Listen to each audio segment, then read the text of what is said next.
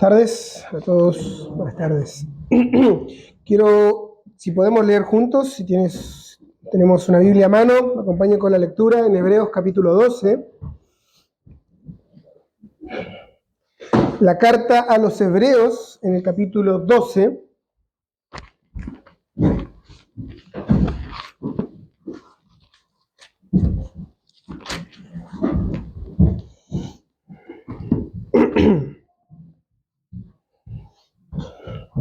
Vamos a leer los tres primeros versículos para comenzar.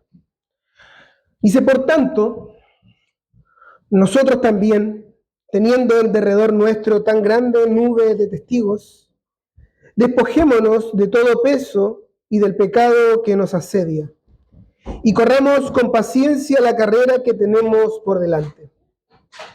Puesto los ojos en Jesús,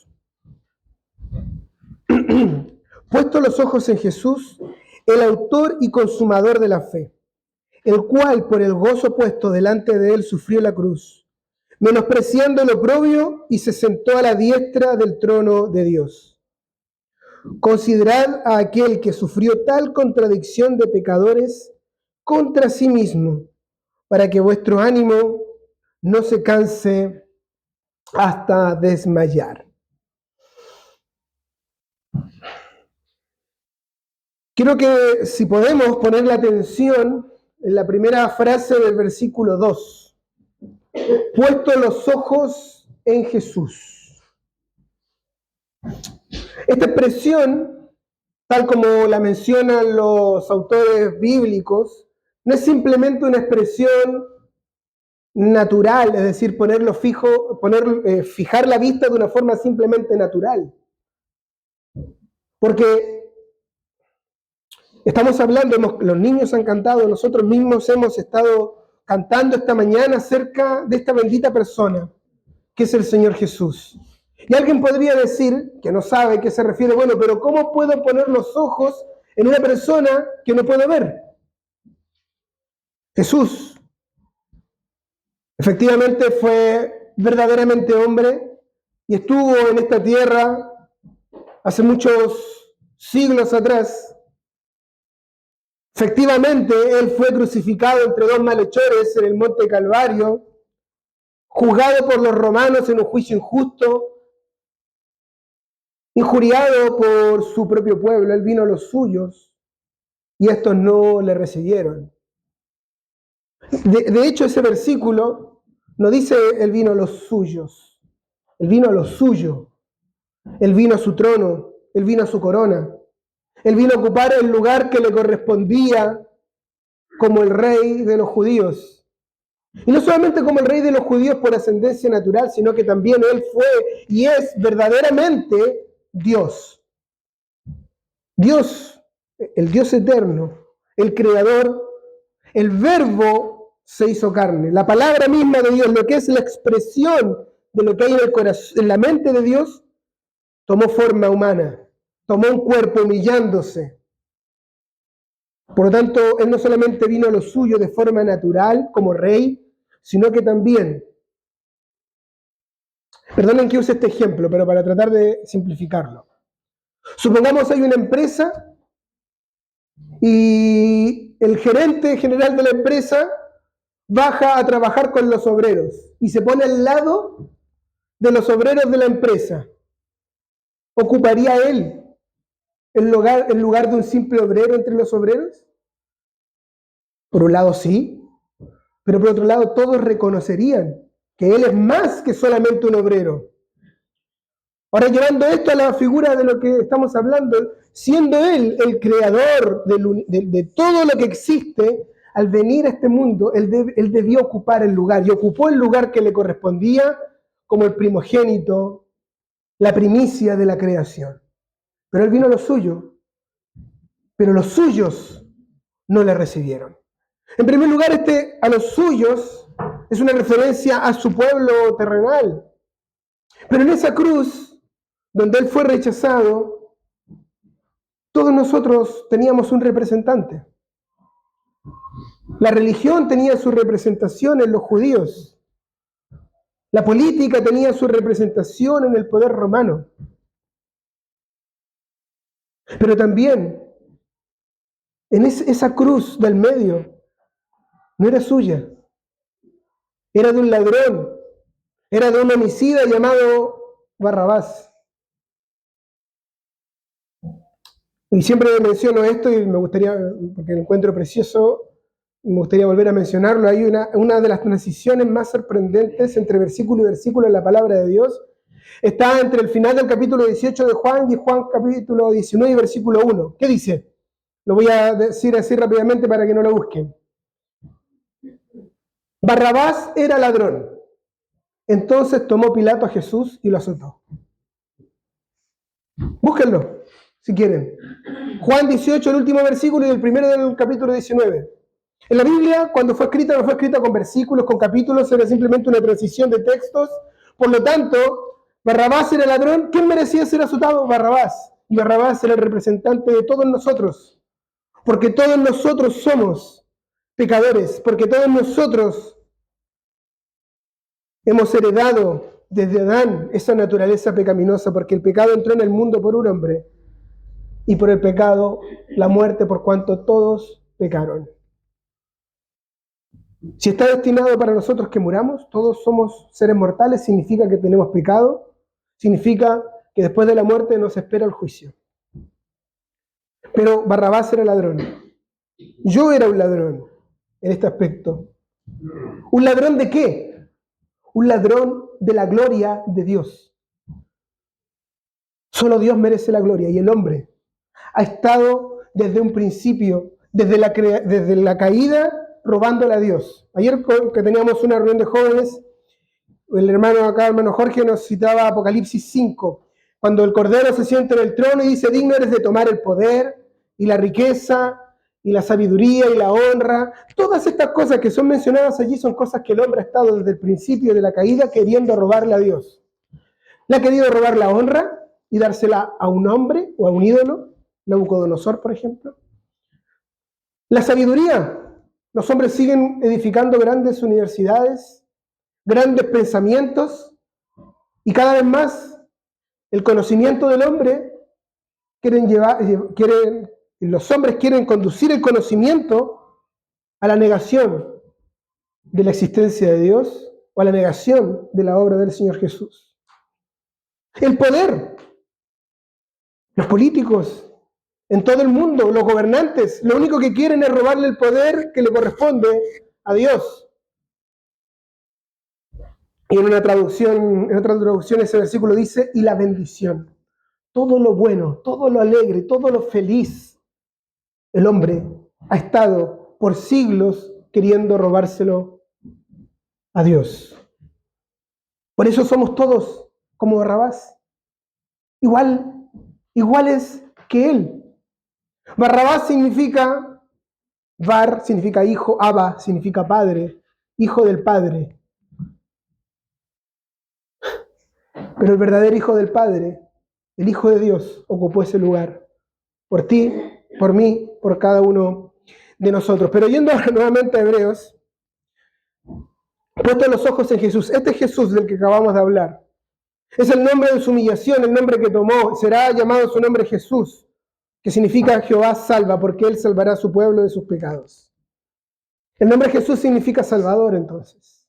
Salvador tuyo, Salvador mío, si tú lo confiesas como tu Señor y como tu Salvador. Y somos exhortados en este versículo a poner los ojos. Entonces voy a recapitular. ¿Cómo ponemos los ojos en alguien que no vemos? Poner los ojos en el contexto bíblico significa pensar, meditar, fijar nuestros pensamientos en Él. Voy a volver a citar algo que se leyó esta mañana, que se leyó en Mateo capítulo 17. En el monte de la transfiguración aparecieron dos hombres, dos de los hombres más grandes de la economía judía, Moisés y Elías. Y Pedro, que también bien representa nuestro propio corazón, o a nosotros mismos, dice, Señor, bueno que estemos aquí. Hagamos ahora una tienda para ti, para Moisés y para Elías. Pero él no sabía lo que decía. De la misma manera nosotros equiparamos un montón de cosas en nuestra vida y las ponemos al mismo nivel que el Señor Jesús, nuestro trabajo, nuestra familia, nuestros ideales, nuestras búsquedas, nuestro dinero, etcétera, sea lo que sea. Pero allí vino una voz del cielo que dijo: este es mi hijo amado, en quien me he complacido, a él oíd. Y después el versículo siguiente es precioso, y cuando, o el subsiguiente, y cuando levantaron su vista no vieron a nadie sino solo a Jesús. Es necesario para el pecador que aún no ha aceptado al Señor Jesús como su Salvador, que llegue a un momento en el cual se encuentre cara a cara con Dios. Siempre la salvación ha sido así. La salvación ha sido entre un hombre a solas con Dios. Traducí hace poco el testimonio de un hermano que decía: el día que yo me convertí estaba solo con Dios. Sí, estaba en un salón con más de 200 personas, pero yo me sentía solo, cara a cara con mi Creador, pero también con mi juez. Es un encuentro a solas con Él. Pero la vida cristiana, una vez que hayamos creído en el Señor Jesús, también es igual. Necesitamos fijar nuestros ojos solamente en Él, porque Él es digno de toda nuestra atención.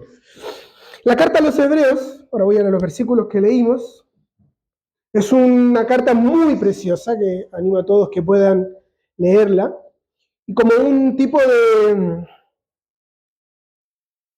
recomendación para el estudio, poder tener en cuenta que uno de los temas de la carta a los Hebreos es presentar justamente que Jesús es más grande que todo.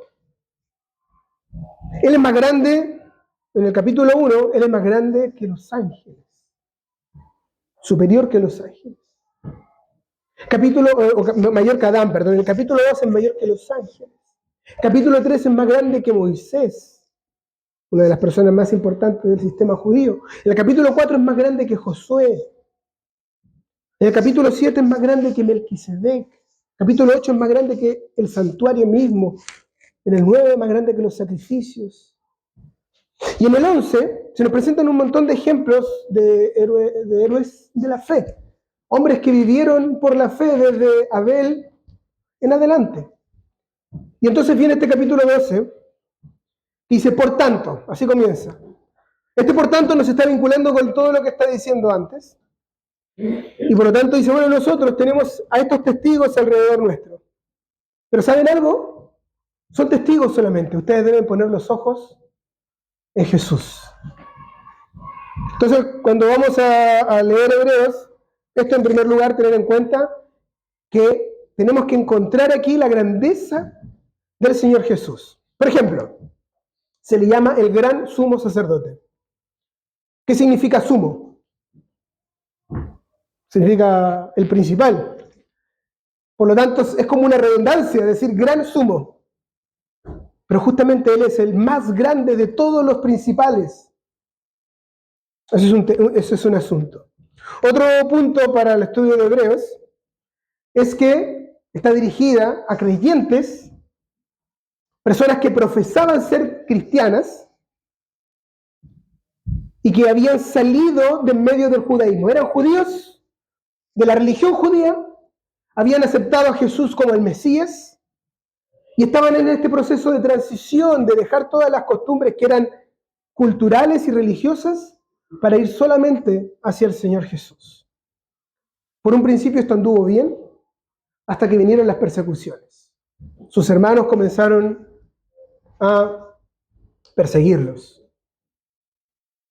Y entonces, muchos de ellos que profesaban, cuando digo que profesaban, digo, decían ser cristianos. Muchas personas pueden decir que son cristianos. ¿Cuánta gente no dice ser cristiana? ¿Cierto? La más grande de las denominaciones así llamadas cristianas se autodenomina católica, que significa universal. La iglesia universal son todos los verdaderos hijos de Dios. En ese aspecto, espero que me entiendan, en ese aspecto todos somos católicos, porque todos somos parte de la iglesia universal, no solamente unos. Pero ¿a qué iba con esto? Que estas personas profesan ser cristianas, o muchos de ellos profesan ser cristianos, pero no necesariamente son verdaderamente salvos o hijos de Dios. Porque es necesaria la fe pura en la persona del Señor Jesús. Un arrepentimiento sincero de sus pecados. Y muchos de los creyentes judíos estaban volviendo atrás. Dicen, bueno, Dios nos dio la ley, Dios nos dio los cultos, Dios nos dio las fiestas. Estas cosas eran buenas. Entre ser perseguido y entre volver al sistema judío, mejor volvamos. Total, Dios no nos va a castigar si nosotros nos quedamos en el sistema antiguo. Y otros inclusive habían decidido, para no estar mal con uno y con otro, habían decidido dejar de congregarse y quedarse en sus casas. Entonces, quisiera ir un poco más atrás, en el capítulo 10.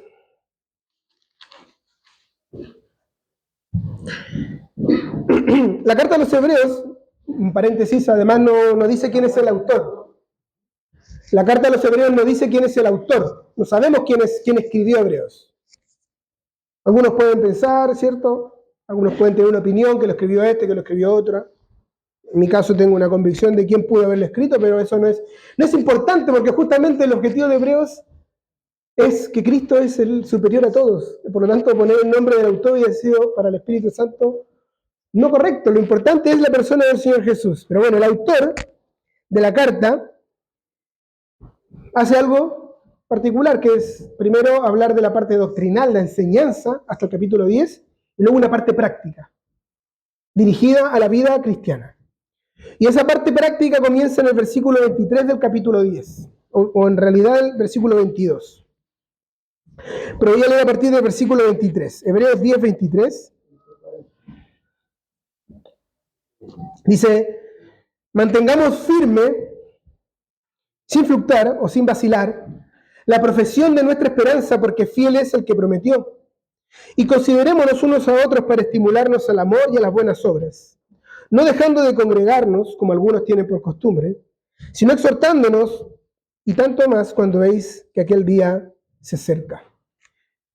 Esto es solamente para añadir al contexto que el autor le está diciendo, bueno, ahora que les he dicho que Cristo es superior a todo, ahora que les he mostrado que la obra del Señor Jesús es superior a todo lo que había en el sistema antiguo, superior a los sacrificios, ahora que podemos entrar al mismo lugar santísimo, al cielo, a la presencia de Dios, ahora mantengamos firme.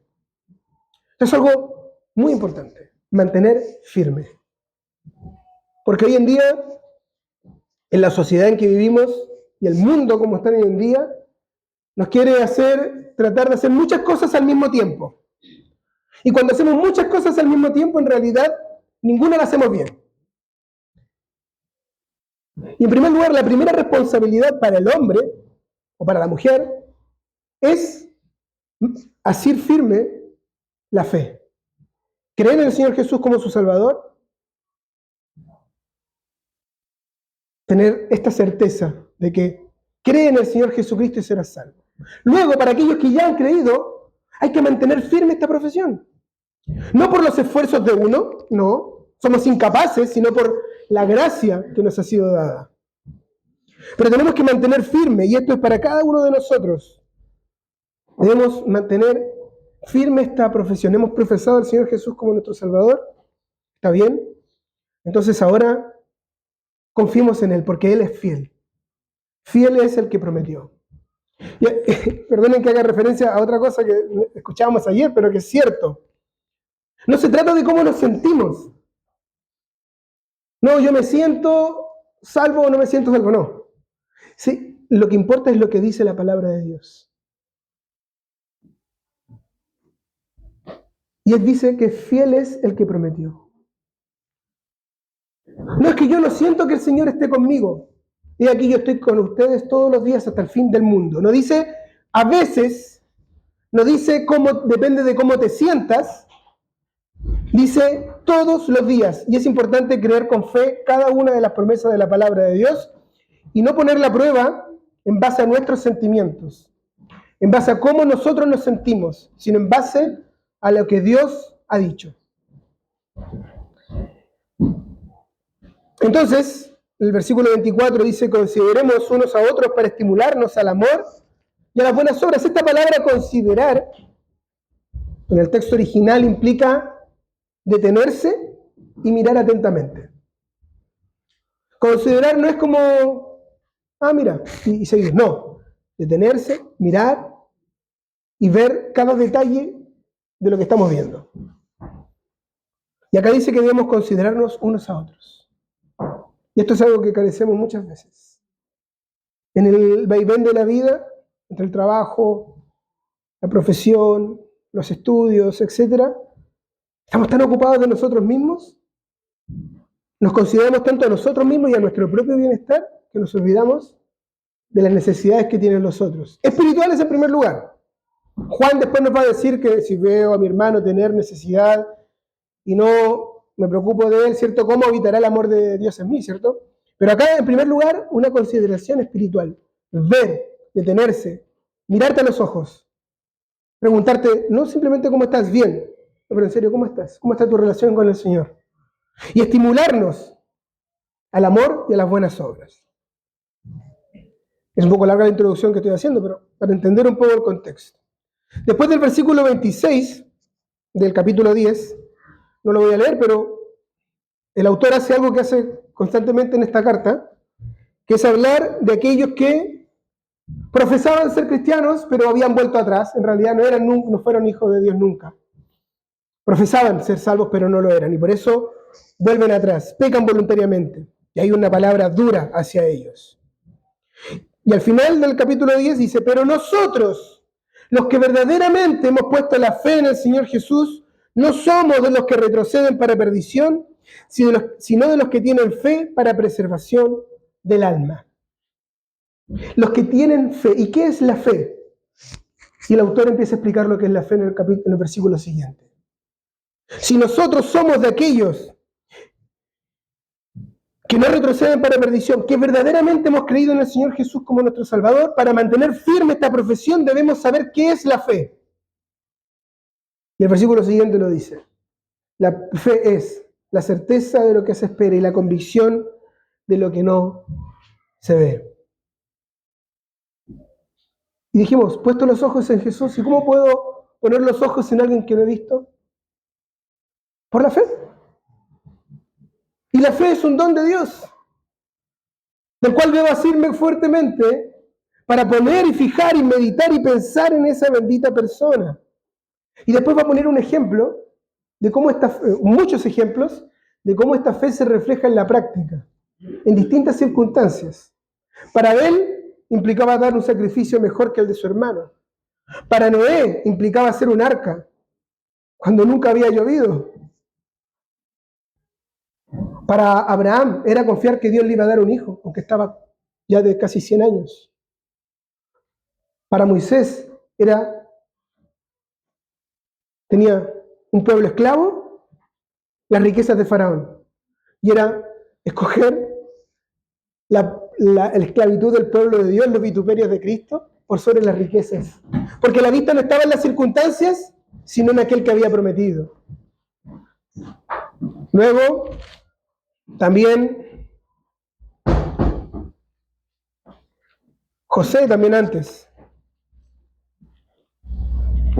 Y entonces, después de decir todos estos ejemplos del capítulo 11, llegamos al capítulo 12. Por tanto, esta es la procesión de todos los versículos de Hebreos. Si vamos a leer la Biblia, si vamos a tratar de entender lo que la Biblia dice, debemos procurar no leer porciones pequeñitas que pueden ser de ánimo espiritual para el día a día, pero para entender lo que dice debo ver el contexto completo. Entonces tenemos personas que muchos de ellos estaban retrocediendo, pero aquellos que verdaderamente habían creído en el Señor Jesús y que podían estar desanimados, tenían que animarse unos a otros, estimularse para hacer buenas obras, mantener firme la profesión, podían mirar todos los ejemplos del Antiguo Testamento que ellos conocían bien, pero teniendo en derredor todo esto, ahora tenían que hacer una cosa: Despojarse de todo peso y del pecado. En esta quiero leer la traducción que tengo acá. Dice: despojémonos también de todo peso y del pecado que tan fácilmente nos envuelve. Cuando alguien participa en algún tipo de carrera, sea cual sea, hoy en día, más que nunca, cada gramo cuenta. Entre más liviana es la bicicleta para correr, para andar en bicicleta, mejor es en carreras de velocidad, ¿cierto? No como en las carreras que se hacen acá en Valparaíso, que ahí en realidad no sirve una bicicleta muy ligera. Pero las personas que corren, su ropa tiene que ser liviana, porque el objetivo es avanzar rápidamente.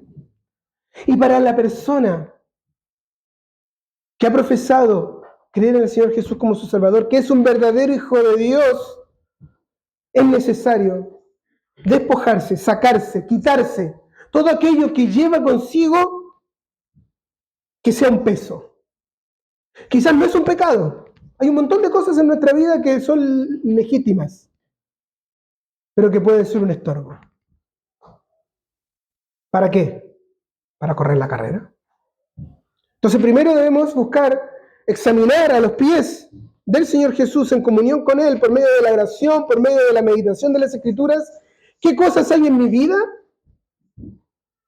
de las cuales debo quitarme para que no sea un peso para mi vida espiritual y mi carrera. Pero después no solamente hay pesos, sino también hay un pecado. Estos son obstáculos. No es simplemente algo que,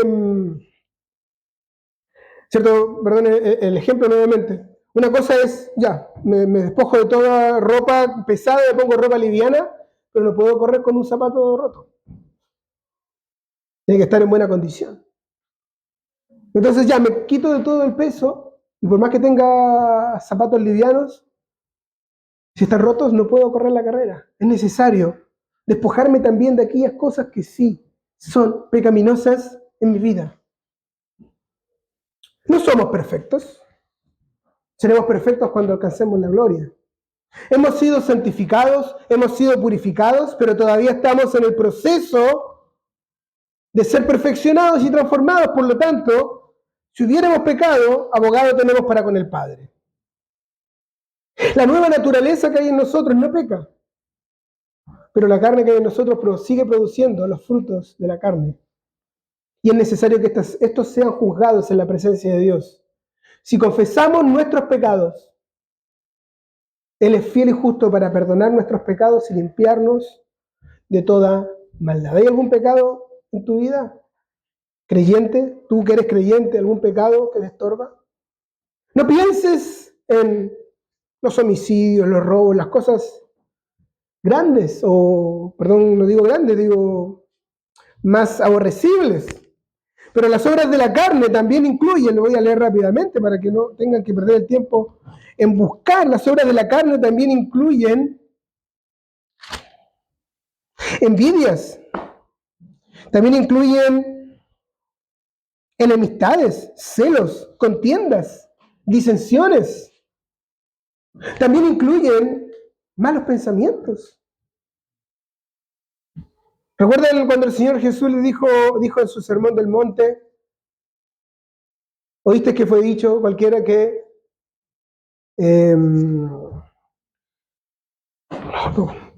perdón, la cita no la tengo. Oíste que fue dicho: no cometerás adulterio, pero yo digo, cualquiera que mira a una mujer para codiciarla ya adulteró en su corazón. El estándar que el Señor Jesucristo ha puesto es más elevado que lo que la ley decía. Un pensamiento pecaminoso ya debe ser juzgado en la presencia de Dios. Si confesamos nuestros pecados, Él es fiel y justo para perdonar nuestros pecados y limpiarnos de toda maldad. Y es necesario que también nos despojemos del pecado que nos asedia y corramos con paciencia. Nadie dijo que iba a ser fácil. Esta carrera no termina de un día para otro. Esta carrera dura lo que dura la vida. Para algunos más corta, para otros más larga. pero es necesario correrla. ¿Qué estímulo tenemos para correrla? Puesto los ojos en Jesús. Cuando se corren carreras de autos, por ejemplo, se hace un reconocimiento de la pista. Para ver, el día anterior generalmente, Gabriel, ¿cierto? Se corre la pista para que vean cómo está la pista. Pero nosotros no tenemos esto, no sabemos cómo es la carrera por delante. Pero tenemos a alguien que sí la corrió. Hay alguien que ya hizo el reconocimiento de la pista, por decirlo así. Por eso Él es el autor y es el consumador de esta carrera, que es la fe. Él la comenzó y Él la finalizó. Él es el capitán de nuestra salvación. Por eso debemos poner los ojos en Él. No sé cómo enfrentar una circunstancia difícil. No sé cómo enfrentar la tristeza, la pérdida, el luto, el dolor. Muchas veces decimos, bueno, no sé. Y nosotros los que estamos afuera y que queremos ayudar a la persona, tampoco sabemos. Quizás no hemos pasado por la pérdida que ha pasado a la otra persona y no sabemos cómo consolar. Somos completamente inútiles en este aspecto. Pero hay alguien que pasó cada una de esas cosas, pero sin pecado. Por eso debemos poner los ojos en Él. Él lloró ante la tumba de su amigo. Él se compadeció de la viuda que traía a su hijo y le dijo, no llores. ¿Quién podría decir eso en un funeral? Acercarse a la persona que está de luto y decirle, no llores. ¿Cierto? Probablemente nos echen de ese lugar. Pero el Señor Jesús, en plena compasión y simpatía, le dijo a la madre de ese hijo que había perdido, no llores. Solamente Él puede traer este consuelo. Por eso debemos poner los ojos en Él. No es algo místico. Es algo como tienen las tantas religiones de este mundo. Mirar a su ídolo y adorarle, sí, no. Acá tenemos algo real, algo vivo, algo especial, una persona que ya caminó la misma carrera que nosotros, porque Él fue verdaderamente hombre, aunque sin pecado. Sí, pero que Él fue Dios, sí, pero Él tuvo hambre, Él tuvo cansancio, Él tuvo sueño, perfectamente hombre. Y cuando tuvo hambre, Él pudo decir, mi comida es hacer la voluntad del que me envió y que acabe su obra. Cuando Él tuvo cansancio, durmió en medio de una barca en tempestad, con plena confianza de que Dios estaba al control de todas las cosas. Cuando nosotros estamos en tormentas en nuestra vida, lo que menos podemos hacer es descansar, espiritualmente hablando, dormir tranquilos. Pero Él dormía tranquilo porque estaba en las manos de aquel que era fiel al que lo había prometido. Por eso debemos poner los ojos en Jesús, porque Él es el que comenzó y el que finalizó la carrera, el que tenía el gozo puesto delante de Él. ¿Cuál es este gozo puesto delante de Él? La diestra de Dios, lo dice acá. Menospreciando lo oprobio, y se sentó a la diestra del trono de Dios. Él sabía a dónde iba. ¿Y nosotros sabemos a dónde vamos? Estoy seguro que muchos acá sabemos a dónde vamos. Pero ¿y si no? Incluso si eres creyente y tienes incertidumbre. Vamos en camino a la ciudad celestial, como decía un antiguo creyente cuando escribió su libro. Un cristiano camino a la ciudad celestial. Pero más que una ciudad celestial, a la casa del Padre, a las moradas eternas. Y aún más, para Pablo, el gran apóstol, que era estar con Cristo, lo cual es muchísimo mejor. Si tú estás acá buscando las calles de oro, los muros de jaspe, las trompetas y los ángeles, estás en el lugar equivocado, o en la búsqueda equivocada. Ah, no va a haber nada de eso, sí. Habrá todo eso. Pero el cielo no sería el cielo si el Señor Jesús no estuviera allí. Por lo tanto, estar en la presencia del Señor Jesús era el anhelo de ese hombre llamado Pablo, y ese es el gozo que debe estar puesto delante de nosotros. Ya sea que el Señor viene a buscarnos en cualquier momento, Él dijo, he aquí, vengo pronto. ¿Qué tan pronto? Pronto. No hay nada más pronto que ahora. Puede ser en este mismo momento. Y si Él viene en este mismo momento, y aún no has puesto tu confianza en el Señor Jesús como tu Salvador, seas niño, seas grande, seas hombre, seas mujer, seas joven, y todavía no lo tienes como tu Señor y Salvador, entonces tú te quedarás acá para enfrentar aquello que la Biblia dice, la ira venidera, la hora de prueba que va a venir sobre el mundo entero. Y una vez que parta de este mundo, a la condenación eterna. Pero si eres un hijo de Dios, eres exhortado a velar y orar y estar trabajando para el Señor. Bendito el siervo cuando su Señor venga, lo halle haciendo así. Solamente quiero terminar porque con lo siguiente del versículo 2 y 3. Dice, Él sufrió la cruz menospreciando el oprobio y se sentó a la diestra de Dios. Considerad. Antes se nos había dicho que considerémonos unos a otros. Y mencioné que la palabra considerar en el texto original tiene el significado de detenerse cuidadosamente y analizar detenidamente unos a otros. Acá es lo mismo, pero acá dice considerad a este Jesús. ¿Por qué? Considerad a aquel que sufrió tal contradicción de pecadores contra sí mismo,